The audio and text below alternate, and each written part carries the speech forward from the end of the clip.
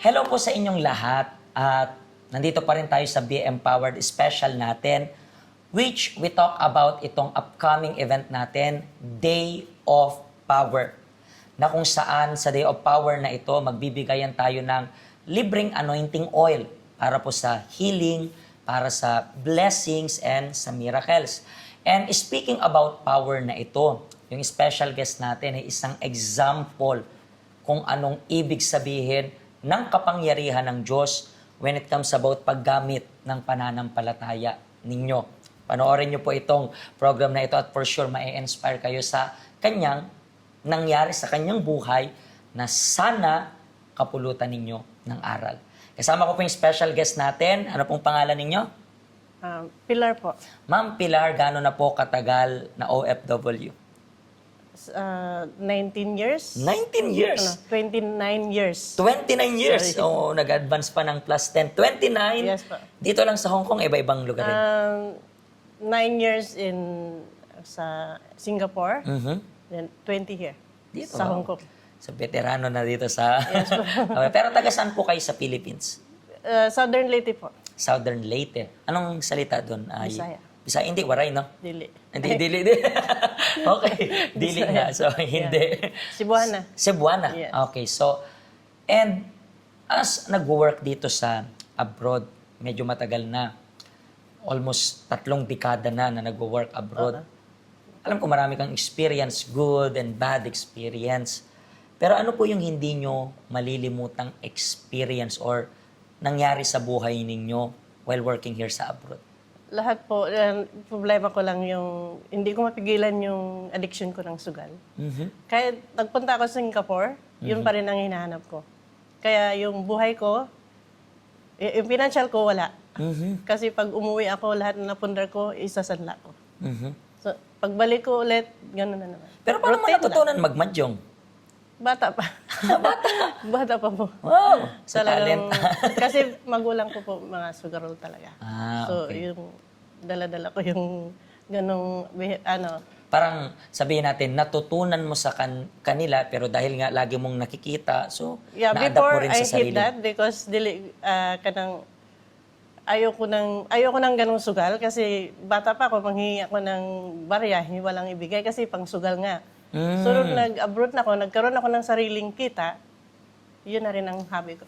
So, na-experience na pala ng parents mo na maging walang-wala rin dahil Kaya, sa naubos. sugal. And then, nasa isip mo before, hindi ayokong maging ganyan. Pero nung kumita ka na, Yes po. nauwi ka rin sa ganun. Bumagsak din ako Bumagsak sa ka rin sa ganun. And let's talk about itong upcoming event natin na Day of Power.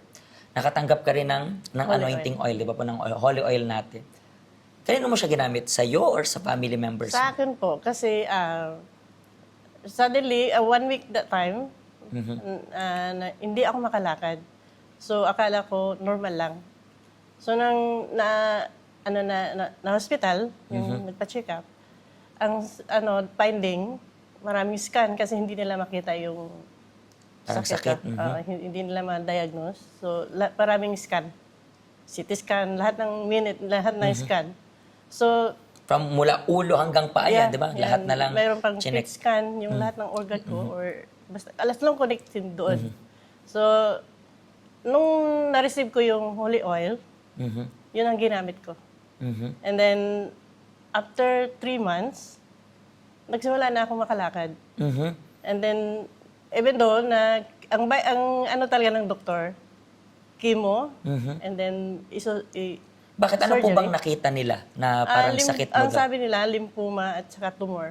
Para po sa may hindi nakakaalam, yung lymphoma is ano po yan? Parang, Germs na nabubuo. so, Yun pero, yung and then about sa, yung isa is tumor or, Tumor.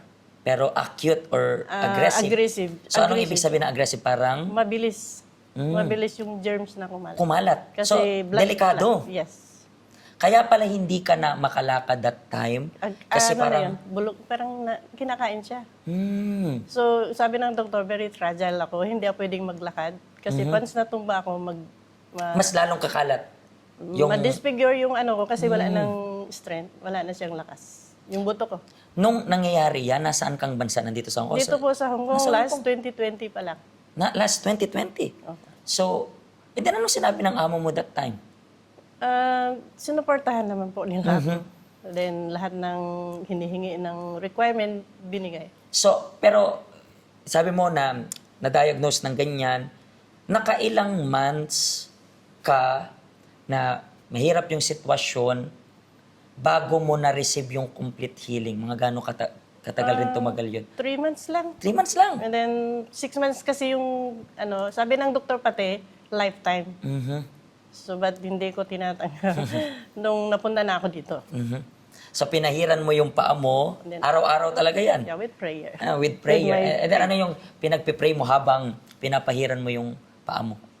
I believe na yung holy oil symbolize ng Holy Spirit. So, kasi hindi mo naman siya nakikita. Kasi yung napunta ako dito sa health center, lahat ng naririnig ko, ina-apply ko at in the Word of God, with the Word of God.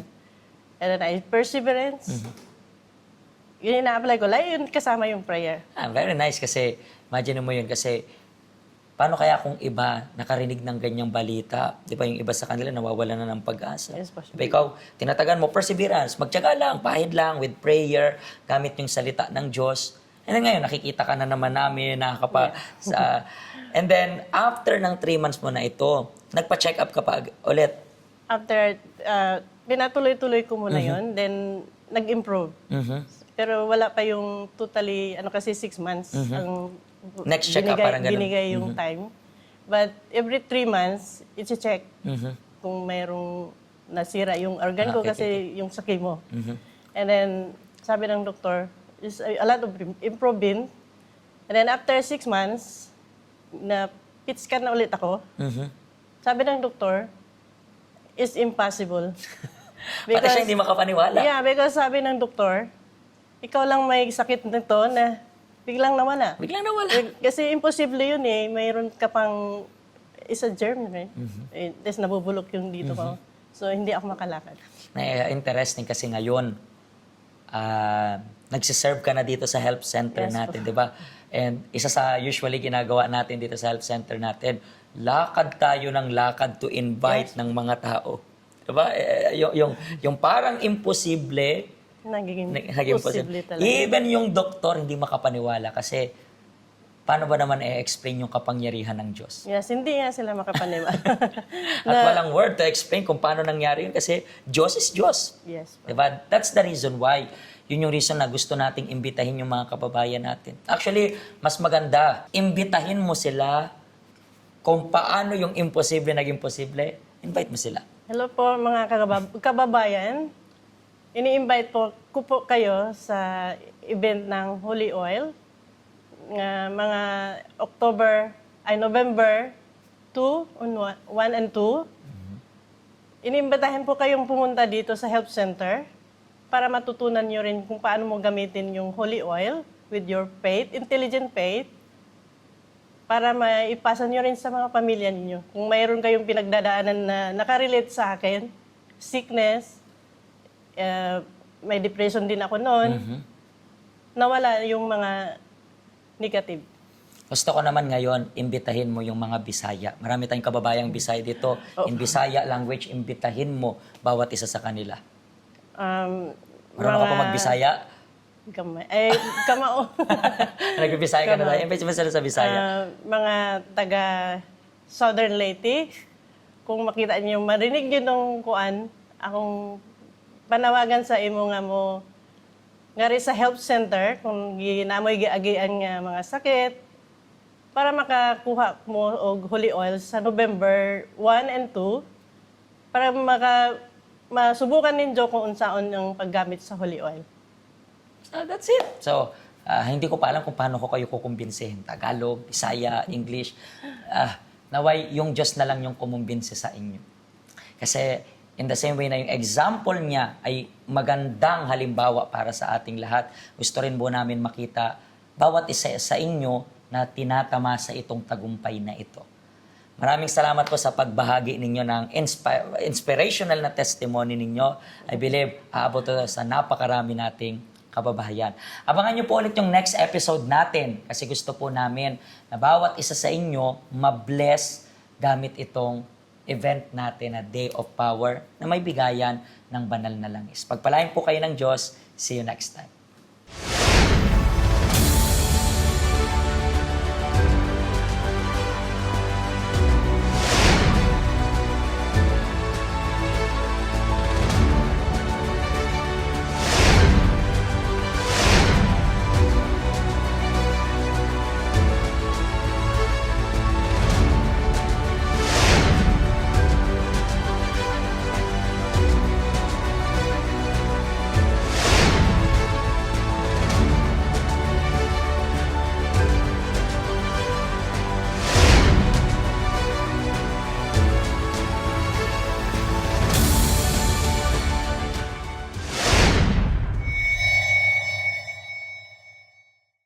Hello, ako po si Pastor Joshua dito po sa UCKJ Health Center dito po sa Hong Kong. At yung mga napanood nyo pong testimony ay mga testimony ng mga OFW dito sa Hong Kong. Pero I believe makaka-relate rin naman kahit nasaan po kayong bansa. Basta OFW.